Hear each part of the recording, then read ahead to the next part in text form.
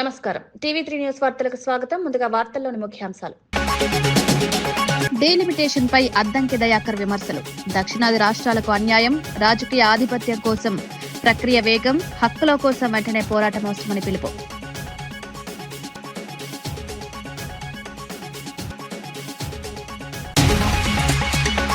జువ్వల దిన్నె పర్యటనపై కాకాని స్పందన. మత్స్యకారుల భారీ హాజరుతో కార్యక్రమం విజయవంతం.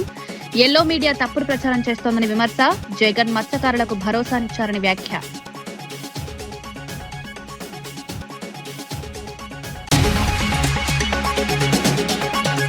సత్యవేడు టీడీపీలో అంతర్గత విభేదాలు. ఎమ్మెల్యే కుమారుడు సుమన్ సంచలన సవాల్. ఖర్చు డబ్బు చేస్తే రాజీనామా చేస్తారని వ్యాఖ్య. పార్టీలో కుట్రలు జరుగుతున్నాయని ఆరోపణ.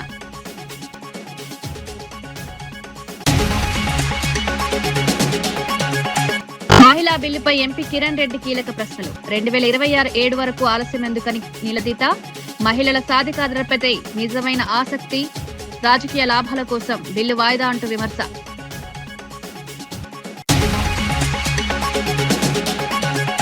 కూటమి ప్రభుత్వంపై చంద్రశేఖర్ రెడ్డి ఘాటు విమర్శలు. జగన్ పనులను నిర్వీర్యం చేస్తున్నారని ఆరోపణ. హార్బర్ భూమి ప్రైవేటుకి ఇవ్వడం అన్యాయం, రాష్ట్రంలో అవినీతి పెరిగిందని తీవ్ర వ్యాఖ్యలు.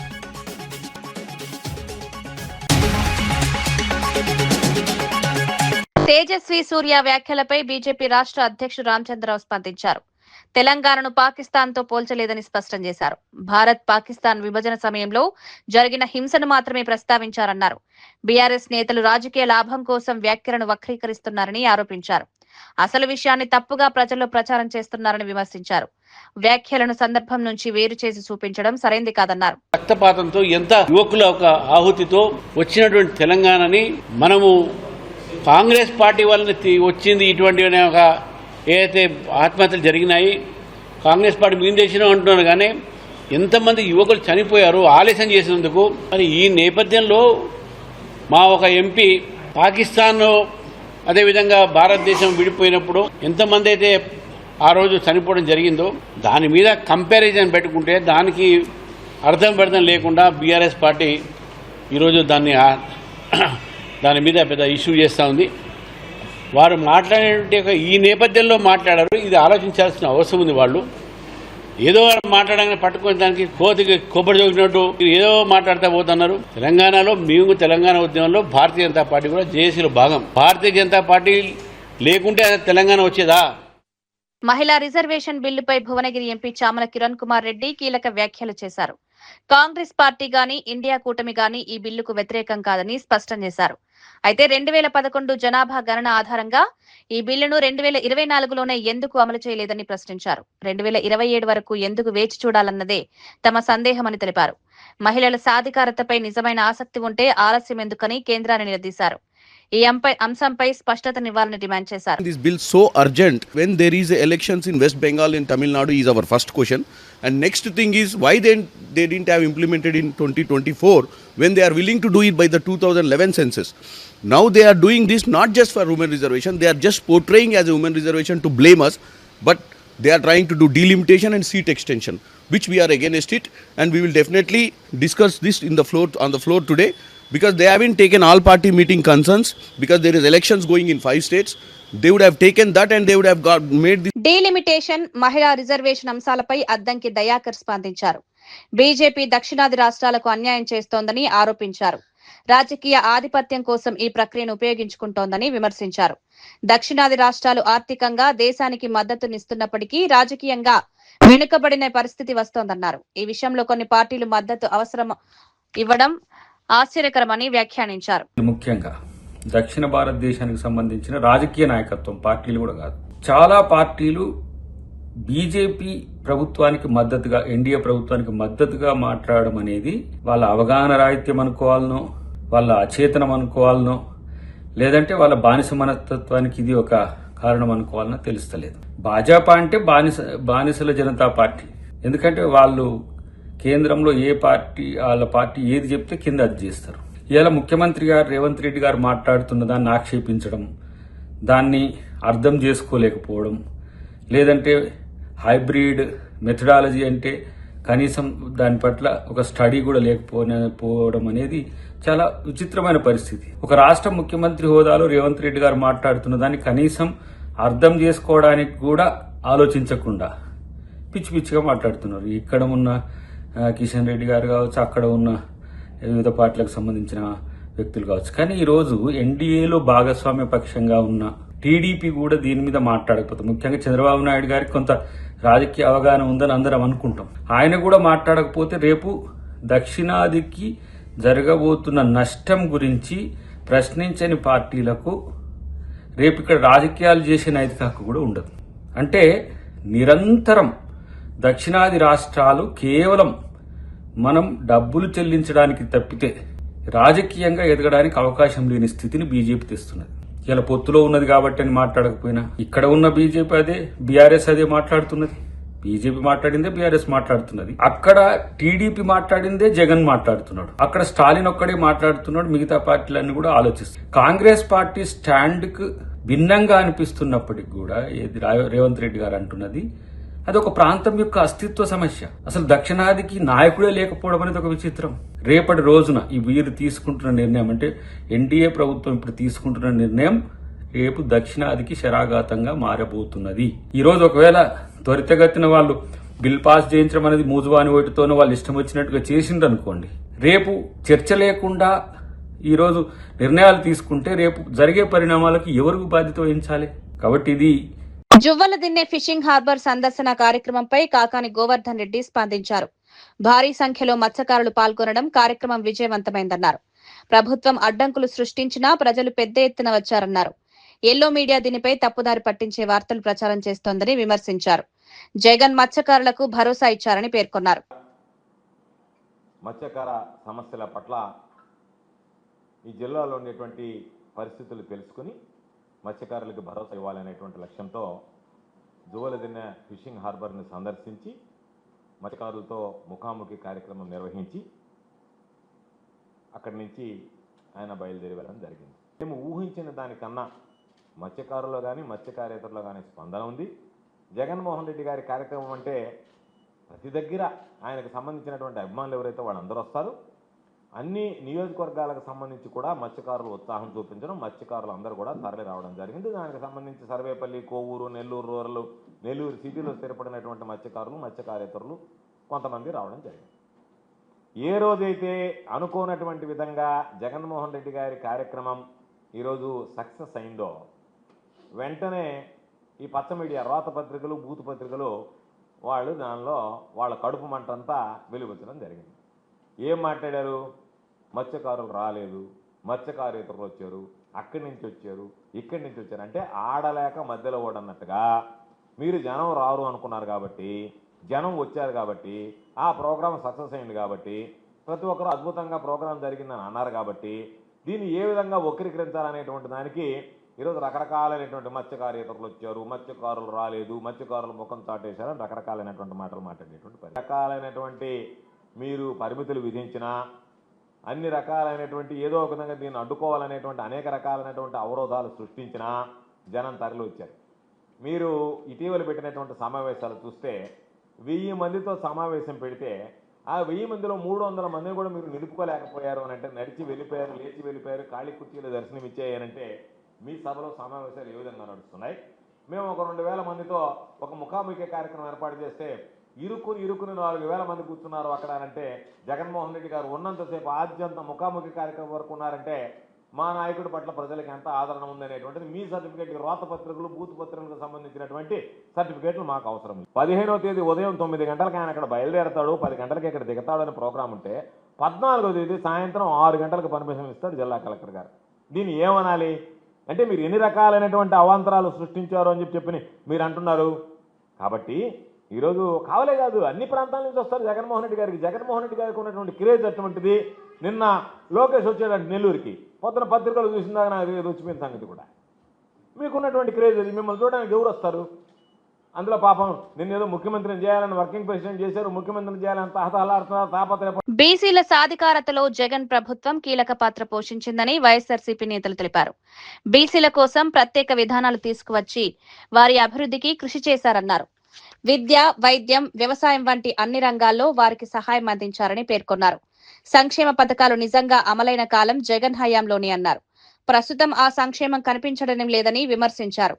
కూటమి ప్రభుత్వంలో అవినీతి పెరిగిందని ఆరోపించారు. కూడా పూర్తి స్థాయిలో చూపడానికి ఏమేమి అవసరాలు ఉన్నాయో ఆ మార్పులు కూడా విధానపరంగా తీసుకొచ్చింది కూడా గమనించారు. ఒక రాజకీయ నాయకుడైతే ఇంత చేయలేడు. విజన్ అంటే ఒక దార్శనికుడు ఈ సమాజం అసమానతల నుంచి బయటకు వచ్చి సమసమాజంగా మారడానికి చేయాల్సినవన్నీ మనసావాచ పూర్తిగా in letter and spirit complete ఏమేమి అమలు చేస్తే అది సాధించగలం. అధికారంలో ఉన్నందువల్ల ఆ అధికారాన్ని పూర్తిగా అందుకు సద్వినియోగం చేసుకొని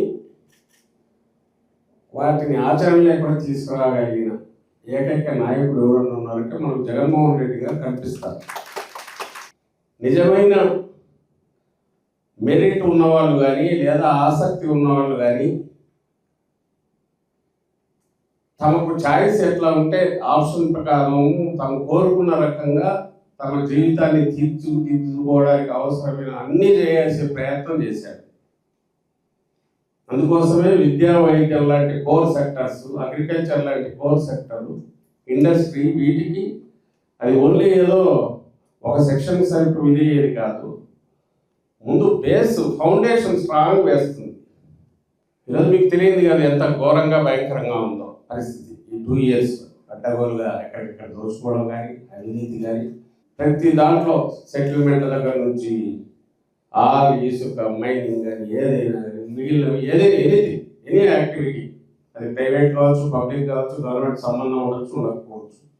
ఎందుకంటే అధికార వ్యవస్థతో సహా మొత్తం ఒక వ్యవస్థీకృతం చేసినందువల్ల ఇది పెద్దాంట్లో వస్తుంది. వాళ్ళు అనుకోవాలి వాటికి అధికార పరిధి ఉన్నా లేకపోయినా సరే. అది లిక్కర్కి సంబంధిస్తే బెల్ట్ షాపులు ఆక్షన్, వాటిలో ఇది కావచ్చు, ఇంప్లిమెంటేషన్ కావచ్చు, ఏం తాగాలని డిసైడ్ చేయడం కావచ్చు. గతంలో ఏదో మన పెన్షన్ కావాలంటే ఒకటి అయిపోతే ఇంకోటి ఇస్తుందని అంటున్నారు. ఇప్పుడు ఉన్న పెన్షన్ రావాలన్నా, వచ్చింది చేతికి రావాలన్నా, ఏదైనా సరే మళ్ళీ వీళ్ళ నిర్ణయం మీదే. ఎవరైతే పార్టీ తెలుగుదేశం పార్టీ కార్యకర్తలు కావచ్చు, ఆ కార్యకర్తలు పిలువబడే వాళ్ళు కావచ్చు, వాళ్ళ ప్రమేయం లేదు, అది జరగట్లా. రాజధాని ఇష్యూ జరుగుతుంది. ఆయన అవినీతి కోసం అసలు రాష్ట్రం మోయలేనంత భారం తెచ్చేసి చంద్రబాబు నాయుడు గారు, మోయలేనంత కాదు అసలు ఊపిరి ఆడినివ్వదు. దాని మీద ఒక భ్రాంతి క్రియేట్ చేసి ఈ రాజధాని సరే సర్వం ఇదైపోతుంది, దాన్ని వ్యతిరేకించే వాళ్ళు అందరూ ఏదో దేశద్రోహులు అన్నట్టు ఒక ఇమేజ్ క్రియేట్ చేసినలాగా ప్రయత్నం చేసి ఇప్పటికీ ఫస్ట్ టైం దాన్ని బ్రేక్ చేయగలిగాం. ఇప్పుడు కొంత రిజిస్టర్ అవుతుంది. జగన్మోహన్ రెడ్డి గారు ఎప్పుడైతే అది ఆచరణ సాధ్యం కాని దగ్గర ఎట్లా పెడతావు, ప్లస్ అప్పుల భారం ఎట్లా వస్తారు, ఇది ఇక్కడ రెడీగా ఉంది కదా నేను తీసుకొచ్చాను. ఇప్పుడు జనంలో డిస్కషన్ మొదలైంది. అది నగరము రాదు, అసలు రాజధాని అనేది రాదు, మొత్తం అది లిటరల్గా నీళ్ళు ఎత్తిపోతల పథకం, ఆ నీళ్ళ ఎత్తిపోతల పథకంలో డబ్బు ఎత్తిపోతల పథకం.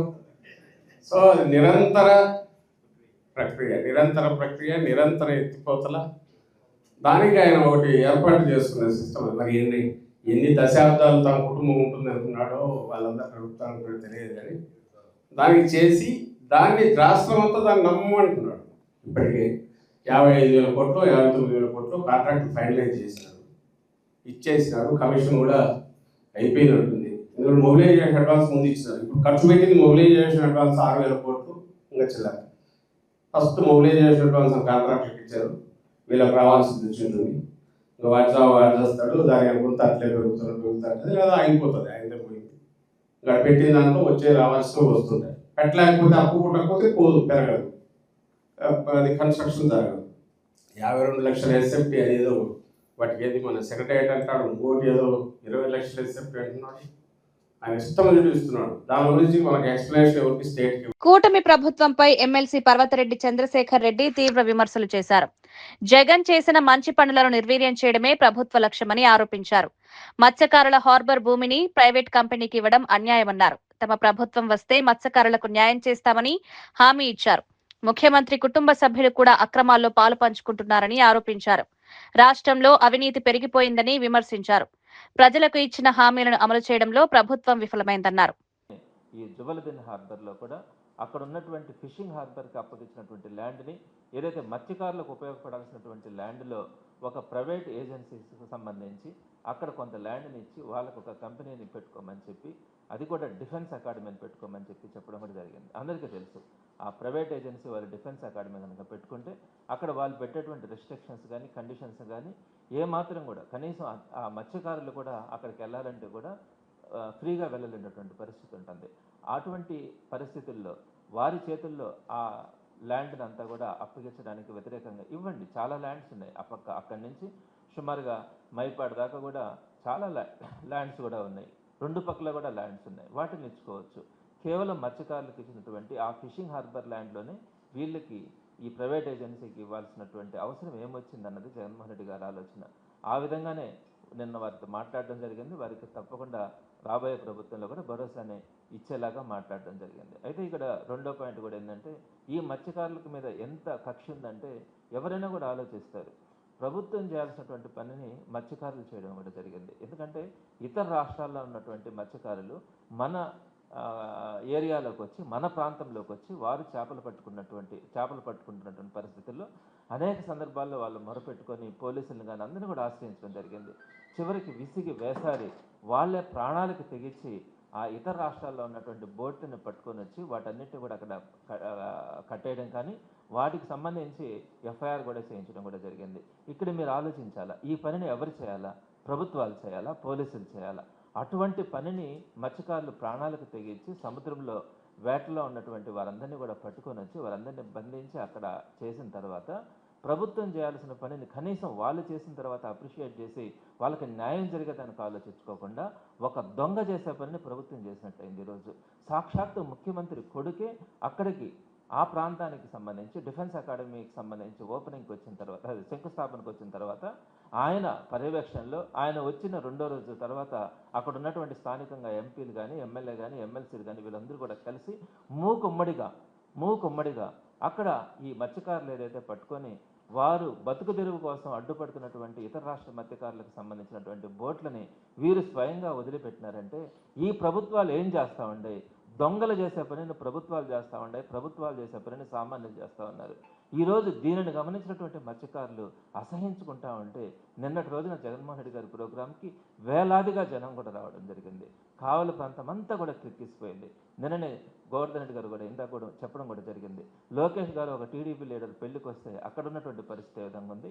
ఒక యంగ్ జనరేషన్ అని, నెక్స్ట్ ఆయనే కాబోయే ముఖ్యమంత్రి అని చెప్పుకుంటున్నటువంటి వ్యక్తి నిన్నటి రోజున ఆయన రావడం నెల్లూరు జిల్లాకి, అదే టైంలో మాజీ సీఎం జగన్మోహన్ రెడ్డి గారు రావడం కూడా జరిగింది. ఎక్కడో ఒక ఎండల్లో ఒక సీకి దగ్గరగా అక్కడ ఉన్నటువంటి విపరీతమైనటువంటి ఎండల్లో కూడా లెక్క చేయకుండా జిల్లాలో ఉన్నటువంటి మత్స్యకారులు కానీ సానుభూతి పరులు కానీ వారందరూ కూడా జగన్మోహన్ రెడ్డి గారికి వేలాదిగా వచ్చి నిన్న ఆయన పర్యటనని ఎంత విజయవంతం చేసినారన్నది ఈరోజు అర్థమవుతుంది.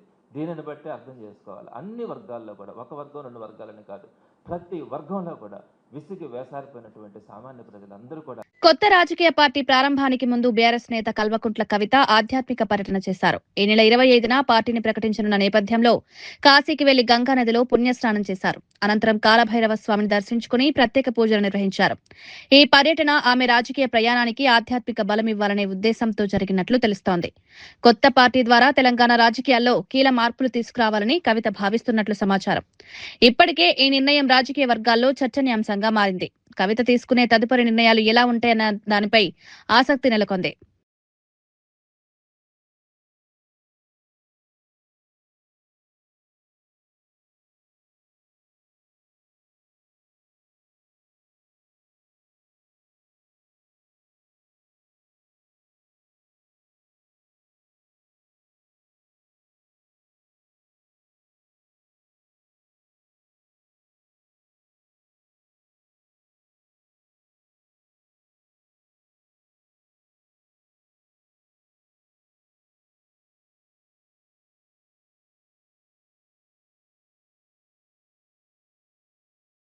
హైదరాబాద్ కూకట్పల్లికి చెందిన ఓ యువతి లవ్ జిహాద్ పేరుతో సంచలన ఆరోపణలు చేసింది. బిజినెస్ పేరుతో తన కుటుంబానికి దగ్గరే మోసం చేశారని తెలిపింది. ట్రేడింగ్, ఫుడ్ బిజినెస్ పేరుతో నమ్మకం కల్పించి తర్వాత మత మార్పిడి ప్రయత్నం చేశారని ఆరోపించింది. తనకు నజీరా అనే పేరు పెట్టి కల్మా చదివించారని, బీఫ్ తినిపించారని పేర్కొంది. తన ఫోటోలు, వీడియోలతో బెదిరింపులకు గురిచేశారంది. చాలా రోజులుగా భయంతో మౌనం పాటించారని తెలిపింది. ఇక ఇతరులకు ఇలాంటి పరిస్థితి రాకూడదనే ధైర్యంతో బయటకొచ్చారని చెప్పింది. ఈ ఘటనపై పోలీసులు దర్యాప్తు ప్రారంభించారు. దాని తర్వాత ఫోర్స్ చేసి ఏదో వాటర్ జ్యూస్ తాగిపించారు సార్ ఆ రోజు నాకు. అది తాగిన తర్వాత ఫస్ట్ అక్కడ అయింది. దాని తర్వాత కుందన్బాగ్ లో ఫస్ట్ నైట్ రోజు అయింది సార్. పెళ్లి అయిన రోజే సార్. ఆ రోజు బేగంపేటలో జరిగింది. పెళ్లికి ముందు వాళ్ళే వచ్చారు మ్యామ్.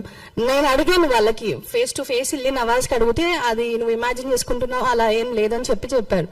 దాని తర్వాత పెళ్ళైన రోజు అడిగితే, పెళ్ళైన రోజు జరిగింది నేను అడిగిన నెక్స్ట్ డే అడిగితే, అవును అయితే ఏంటి ఇప్పుడు నువ్వు ఎవరికైనా బయటికి చెప్తే మీ చెల్లిని ఇంకా మీ మమ్మీని మా మమ్మీని న్యాచురల్గా చేస్తారంట, అండ్ మా చెల్లిని కిడ్నాప్ చేస్తాము, తనని కూడా చంపేస్తే నువ్వు ఎవరి దగ్గరికి వెళ్తావు, నీ వెనక ముందు ఎవరున్నారు, ఎవరు లేరు కదా అని చెప్పి మాట్లాడారు సార్.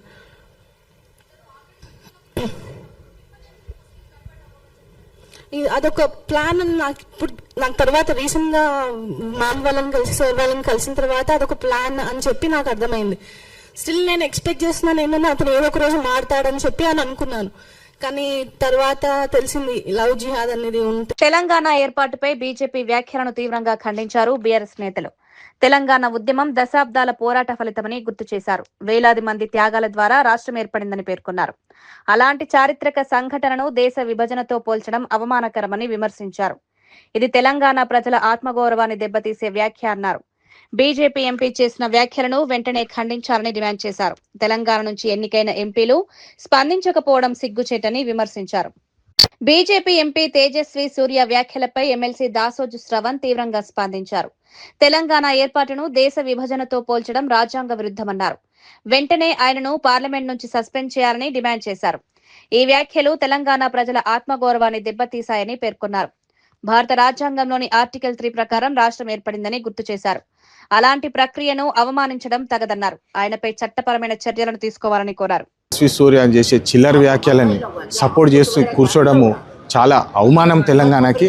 మరి కేటీఆర్ కూడా దీంట్లో మైలేజ్ పొందాలని చెప్పి ట్విట్టర్ టిల్లు దూక్కుంటూ ఎగురుకుంటూ వచ్చేసి మేము కూడా ఉన్నామీడ అని చెప్పి సంకలు గుర్తుకోవడం కాదు.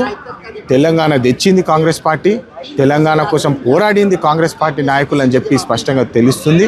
తెలంగాణ అభివృద్ధి కోసము మేమున్నాము, ఖచ్చితంగా తెలంగాణ కోసం మేము పనిచేస్తాము అని చెప్పి టాపిక్లు డైవర్ట్ చేయకుండా అభివృద్ధి బాటలో నడిచే కాంగ్రెస్ పార్టీ తెలంగాణలో ప్రజాపాలన ఏదైతే నడుస్తుందో దాన్ని డైవర్ట్ చేసి తాగుబోతులను తీసుకొచ్చి బుర్రలేని రాష్ట్ర సమితి తయారైంది బీఆర్ఎస్ పార్టీ అని చెప్పి స్పష్టంగా తెలుస్తున్నది. ఇట్లాంటి పనులు చేస్తే మేము ఊరుకోము, ట్విట్టర్ టిల్లు మళ్ళీ ఎగిరి కొడతామని చెప్పి మళ్ళీ తెలియజేస్తున్నాము. జై హింద్, జై తెలంగాణ. మహిళల సాధికారతలో వైఎస్ జగన్ కీలక పాత్ర పోషించారని మాజీ మేయర్ రాయనల భాగ్యలక్ష్మి తెలిపారు. దేశంలోనే తొలిసారిగా స్థానిక సంస్థల్లో మహిళలకు 50% రిజర్వేషన్ అమలు చేసి చట్టబద్ధం చేసిన నాయకుడు జగన్ అన్నారు. మహిళలు రాజకీయంగా ముందుకు రావడానికి ఆయన తీసుకున్న నిర్ణయాలు మార్గదర్శకంగా నిలిచాయని పేర్కొన్నారు. మహిళల ఆర్థిక, సామాజిక అభివృద్ధికి జగన్ ప్రభుత్వం ప్రత్యేక ప్రాధాన్యతనిచ్చిందన్నారు. ఇది కేవలం హామీలకే పరిమితం కాకుండా అమల్లో కూడా చూపించారని వివరించారు. మహిళలు అన్ని రంగాల్లో ముందంజలో ఉండాలనే ఆలోచనతో పనిచేసిన నాయకుడు జగన్ అని అభిప్రాయపడ్డారు. ప్రమాణ స్వీకారం చేశారు. ఆ ప్రమాణ స్వీకారం చేసిన స్టేజ్ మీదే మహిళా సాధికారత కానీ, మహిళా ఉద్ధరణకు కానీ, లేకపోతే మహిళలు రాజకీయంగా ఉన్నతి పదవుల్లో ఉండాలని ఆలోచించిన వ్యక్తి జగన్మోహన్ రెడ్డి గారు. ఈ మహిళా రిజర్వేషన్కి తొలి అడుగు వేసిందే వైఎస్ జగన్మోహన్ రెడ్డి గారని ఈరోజు నేను గర్వంగా తెలియజేయగలుగుతున్నాను. ఎందుకంటే 50% రిజర్వేషన్ స్థానిక సంస్థల్లోన 50% రిజర్వేషన్ భారతదేశంలోనే మొట్టమొదటిగా ప్రవేశపెట్టిన వ్యక్తి వైఎస్ జగన్మోహన్ రెడ్డి గారు. ప్రవేశపెట్టడమే కాకుండా దాన్ని అమలు పరుస్తూ, దాన్ని ఒక చట్టం చేస్తూ మహిళలకి నామినేటెడ్ పదవుల్లో కానీ అలాగే కాంట్రాక్ట్ బేసిల్లో 50% రిజర్వేషన్ కల్పిస్తూ చట్టం చేసిన వ్యక్తి కూడా జగన్మోహన్ రెడ్డి గారి. వైఎస్ జగన్మోహన్ రెడ్డి గారు ప్రమాణ స్వీకారం చేసిన తర్వాత ఒక డిప్యూటీ సీఎంగా ఒక మహిళని నియమించటం జరిగింది. గతంలో మనం చూసాం పుష్ప శ్రీవాణి గారిని. అలాగే నలుగురిని మంత్రిత్వ శాఖలోన నలుగురు మంత్రుల్ని మహిళల్ని నియమించడం మనం చూసాం. తానే 50% కార్పొరేషన్లోన ఈరోజు స్థానిక సంస్థ ఎలక్షన్లోన ఆయన 50% ఇవ్వడమే కాకుండా జడ్పీ చైర్పర్సన్లు మనకి రాష్ట్రంలోన 13 మంది జడ్పీ చైర్పర్సన్లకి 7 జడ్పీ చైర్పర్సన్ని మహిళల్ని నియమించడం జరిగింది. అంటే 54% జడ్పీ చైర్పర్సన్ని మహిళల్ని నియమించడం జరిగింది. అలాగే జడ్పీ వైస్ చైర్పర్సన్లు మనకి 26 మంది ఉంటే అందులో 15 మందిని అంటే 58% జడ్పీ వైస్ చైర్పర్సన్లు కూడా నియమించడం జరిగింది మహిళల్ని. అలాగే మున్సిపల్ కార్పొరేషన్ మేయర్లు 12 మంది ఉంటే అందులోన డిప్యూటీ మేయర్లు కూడా 36 మంది ఉంటే అందులో 18 మందిని మహిళలకే ఇవ్వటం జరిగింది. అంటే 50%. మొత్తం 36 మేయర్లు కానీ డిప్యూటీ మేయర్లు కానీ 36 ఉంటే అందులో 18 మంది అంటే 50% మహిళలకే ఇవ్వటం జరిగింది. అలాగే మనకి మున్సిపల్ కార్పొరేటర్లు 671 మంది మనకి కార్పొరేటర్లు పోటీ చేస్తే 50. సత్యవేడు టీడీపీలో అంతర్గత విభేదాలు బహిర్గతమయ్యాయి. ఎమ్మెల్యే ఆదిమూలం కుమారుడు సుమన్ సంచలన వ్యాఖ్యలు చేశారు. గత ఎన్నికల్లో తాము కష్టపడి భారీగా ఖర్చు చేసి గెలిచామని తెలిపారు. తాము ఖర్చు చేసిన డబ్బును తిరిగిస్తే ఎమ్మెల్యే పదవికి రాజీనామా చేస్తామని సవాల్ విసిరారు. ఎస్సీ నియోజకవర్గంలో అగ్రవర్ణాల ఆధిపత్యం ఎందుకని ప్రశ్నించారు. సొంత పార్టీ నేతలే కుట్రలు చేస్తున్నారని ఆరోపించారు.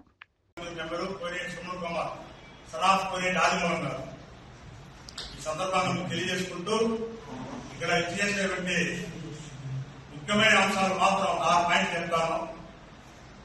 నాన్నగారు ఎమ్మెల్యే టికెట్ రాకముందు గంగాప్రసాద్ సారు పెద్ద ఆయన గారి ఆదేశాల మేరకు చంద్రబాబు సార్ గారిని లోకేష్ సార్ గారిని రావడం జరిగింది.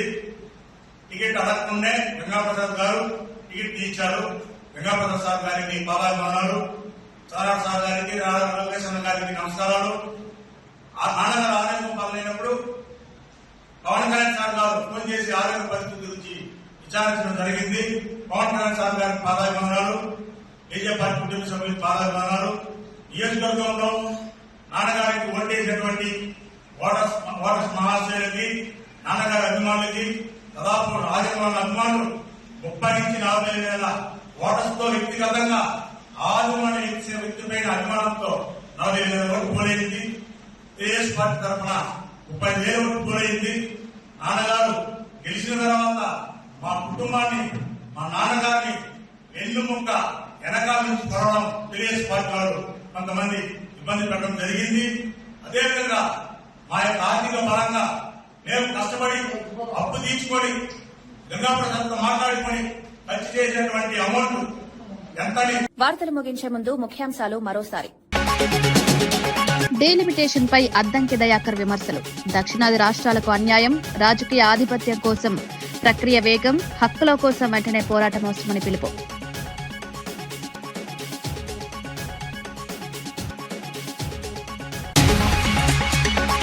జువ్వలదిన్నె పర్యటనపై కాకాని స్పందన. మత్స్యకారుల భారీ హాజరుతో కార్యక్రమం విజయవంతం. ఎల్లో మీడియా తప్పుడు ప్రచారం చేస్తోందని విమర్శ. జగన్ మత్స్యకారులకు భరోసానిచ్చారని వ్యాఖ్య.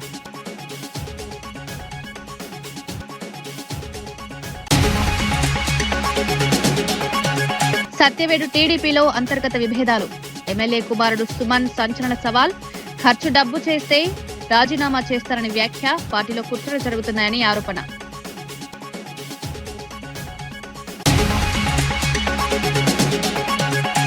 మహిళా బిల్లుపై ఎంపీ కిరణ్ రెడ్డి కీలక ప్రశ్నలు. 2026 వరకు ఆలస్యం ఎందుకని నిలదీత. మహిళల సాధికారతపై నిజమైన ఆసక్తి రాజకీయ లాభాల కోసం బిల్లు వాయిదా అంటూ విమర్శ.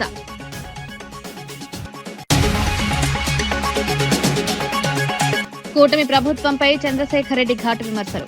జగన్ పనులను నిర్వీర్యం చేస్తున్నారని ఆరోపణ. హార్బర్ భూమి ప్రైవేటుకి ఇవ్వడం అన్యాయం. రాష్ట్రంలో అవినీతి పెరిగిందని తీవ్ర వ్యాఖ్యలు.